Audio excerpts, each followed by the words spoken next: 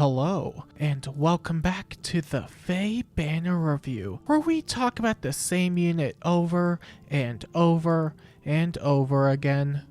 And sometimes even more over again. Today, we have a brand new emblem banner featuring Edelgard, which is oh so awesome to see.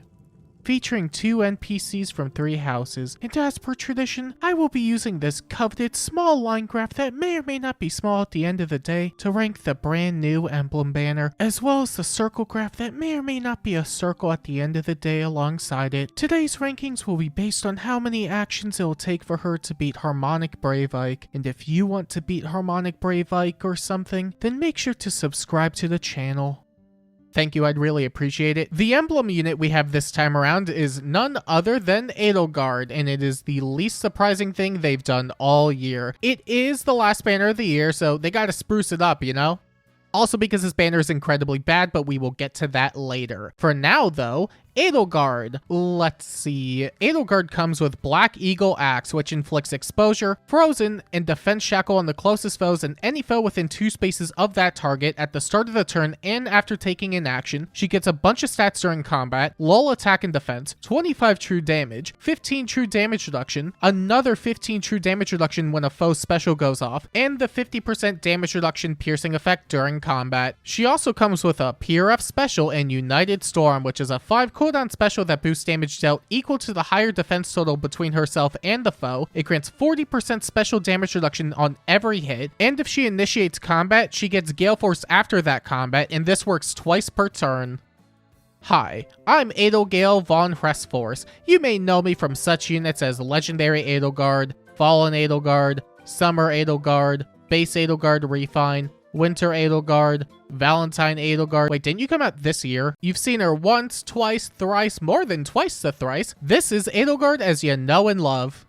And sometimes hate. You do you, bud. Except, this Edelgard does something different. And yeah, you're probably laughing to yourself, but she's unlike any other Edelgard before this point. Well, besides the weapon type, and the movement type, and the gimmick type, and the scoring type, and this Edelgard can apply mid-turn debuffs. Ooh. Like Valentine's, but pretend I didn't mention that. Emblem Edelgard can inflict exposure, frozen, and defense shackle mid-turn, which is really, really good, actually. Applying mid-turn debuffs is already a strong effect, but these penalties are especially good in general. I think the fact that she can apply it up to 4 times in a single turn, assuming she enters combat and that I know how to count properly, means it'll be pretty difficult to cleanse it all. I think it's 4, right? Start a turn, Gale Force again, and another action? Yeah. And on that note, Power Crept Gale Force special.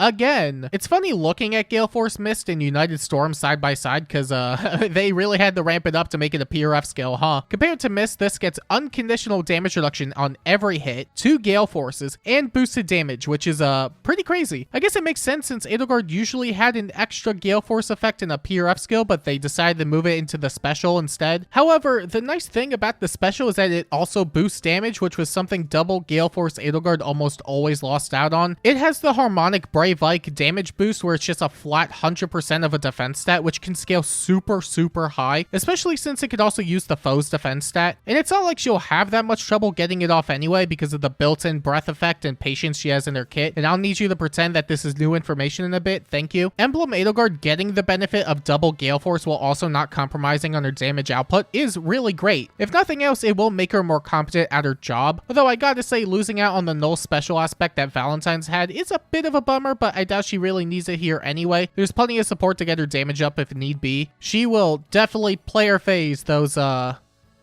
units. I'd probably be more excited if this wasn't the 7th time I've seen this happen in Fae. But as far as Emblem Edelgard goes, well, she seems fine enough. She could Gale Force and Gale Force and Gale Force and Gale Force if you give her Gale Force support. It's about as Edelgard as it gets. You could probably make her a suitable enough savior if you'd rather her contribute in other ways. Maybe. At least her weapon is pretty independent from her usual Gale Force shtick, so I don't see why she couldn't. The stat line could be more ideal for saving, but it is what it is. The debuffs are still pretty useful, and it has all the other stuff that every arcane gets now, so sure, why not? It'll probably be more useful than her fodder, at least. And speaking of which, Emblem Edelgard also comes with a bunch of inheritable skills, including Patience and 2 new skills in Strat Flame 4 and Strat Assault 4. Strat Flame 4 grants 10 attack and defense, 5 true damage, 5 true damage reduction, and breath when initiating combat or within 2 spaces of an ally. It inflicts 7 damage on the foe at the start of combat and applies Divine Vein Flame on 5 tiles centered on the target when initiating combat. Meanwhile, Strat Assault 4 inflicts -4 attack, defense, and res, as well as 5 true damage on foes within 3 rows and columns centered on the unit, and at the start of the turn, it grants True Charge to the unit and allies within 2 spaces, as well as extra movement to the unit themselves. And True Charge allows a unit to move up to 3 spaces in a cardinal direction without being affected by obstruction effects like Bulwark. It's charge, but true. Truly stupid. From what I could tell, the upgraded part here just allows units to get around Bulwark effects, which doesn't seem that bad, honestly. It doesn't let you get around anti-warp mechanics, but this means you could have nukes get around frontliners like Harmonic Brave Ike and Brave Byleth who have Bulwark effects built in. At the very least, you can run it on any armor and flyer, which isn't honestly the worst as far as opportunity costs go, especially given how common those two are. It could have been a lot worse. Now, Strat Flame, on the other hand, it sure is a skill. A tier 4 skill, named Strat Flame 4. Pretty flamey stuff, yeah. I don't really know what to make of the skill, but it doesn't seem awful, I guess. It just seems like a newer Flared Sparrow, but with more restrictions. Strat Flame is locked to armor and flyer melee units, which is okay. It would have been nice to see on cavalry too and range units, but oh well. It still gives some true damage and true damage reduction and 10 attack and defense, which isn't too shabby. I think we got an attack speed version of it. I'd be more interested in it, maybe debatably. I don't know, it's fine enough. Between skills that give flat Canto, a bunch of HP, and several other stat boosts, and well, those two specifically, I gotta wonder if it's really worth going out of your way for. But honestly, you could do a lot worse than Edelgard as far as fodder goes. Even if you don't like these new skills, Patience is a really amazing beast slot at the moment for so many units. But that's assuming you get more than 1 copy of her, because you probably won't fodder your only copy since you'd lose the Emblem Ring effect. Right, yeah, I should probably talk about that, huh? And of course, there's the Emblem Ring effect. This time around, it grants Gale Force to any one ranged unit when initiating combat, as well as the standard special boost effect all the Emblem Rings give out these days. That's perfectly okay. I know it seems like I forgot to read out the rest of the Emblem Ring effect, but forgive me as I say this is probably one of the worst written paragraphs I've ever seen come out of this game. It took me a bit to really understand what it meant.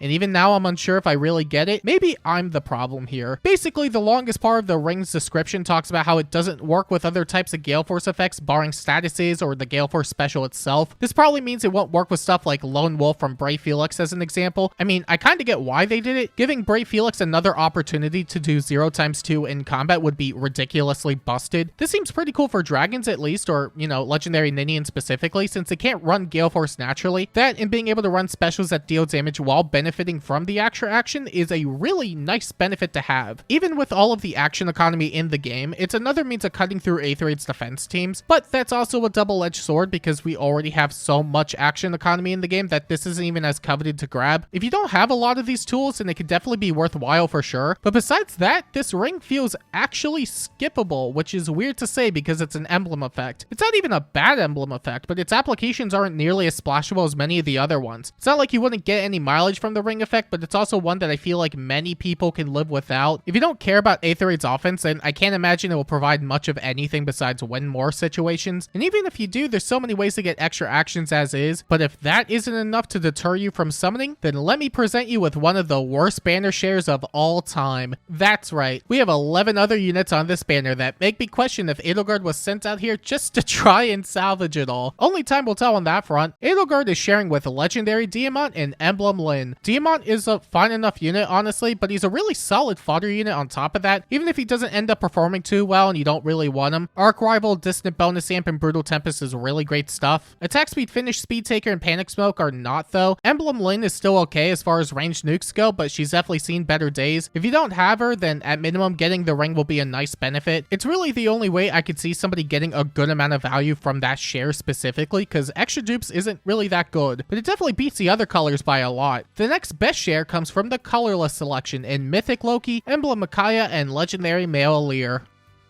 I said next best share, not a good share. Loki is amazing, but similarly to Lyn, extra copies won't really do much of anything. You could be funny and run 2 of her on Aether Raid's defense to shut down bonuses on every lane, and by funny, I mean awful and terrible. I like playing Aether Raid sometimes, let's not make it less than that. There's also Emblem Micaiah, and not only is she still a really good unit with a really good ring, but her fodder's still pretty decent too. She has Havoc, and it is a pretty common skill on banners these days, but it's still a really good B slot to have. An extra copy of her wouldn't be the worst. And legendary male Aleer.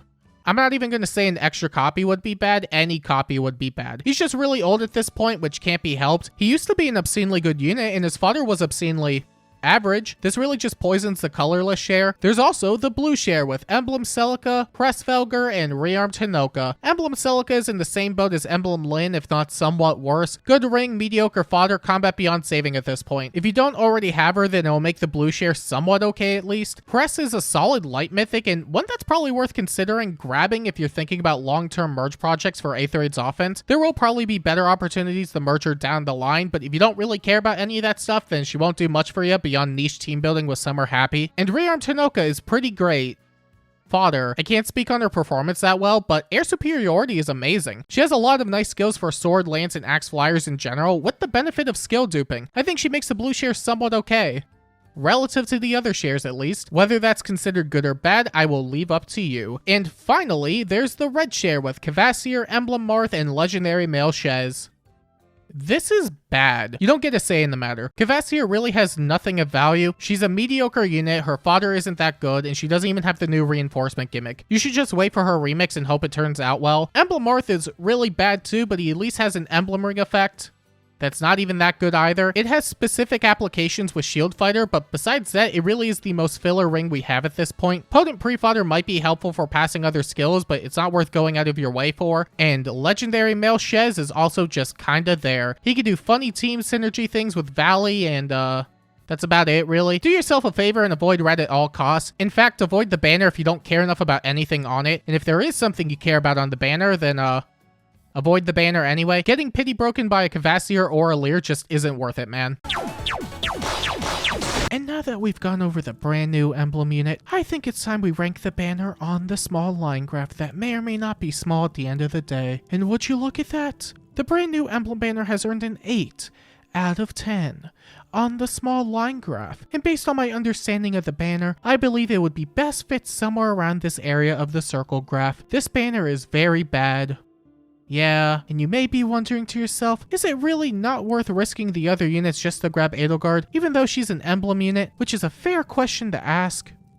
Yeah, this is genuinely one of the worst lineups we've had in such a long time. Barring a couple standout units, there's a lot holding back the banner overall. Edelgard herself isn't even that bad, but she's also not nearly on the same level as absurd that most other emblems and rings were on debut or continue to be. The emblem effect is also pretty convenient to have and can make clearing Aether Raid's defense teams a lot smoother, but we're also not short on action economy. If you really want emblem Edelgard, she's probably going to show up in a few months with a Hero Rises or a better share or something. I really think it's worth holding out for her next rerun instead. Besides, there's better banners you could summon on, like the Winter Banner and the... Okay, there's a better banner singular. The Winter Banner really does have a lot of value between its units and fodder that you won't find nearly to the same level here. We did also get the double Special Heroes banner with Freya and Chrom, which is incredible. The rest of the banner isn't too shabby either, but I don't know if it's better than the Emblem Banner as a whole.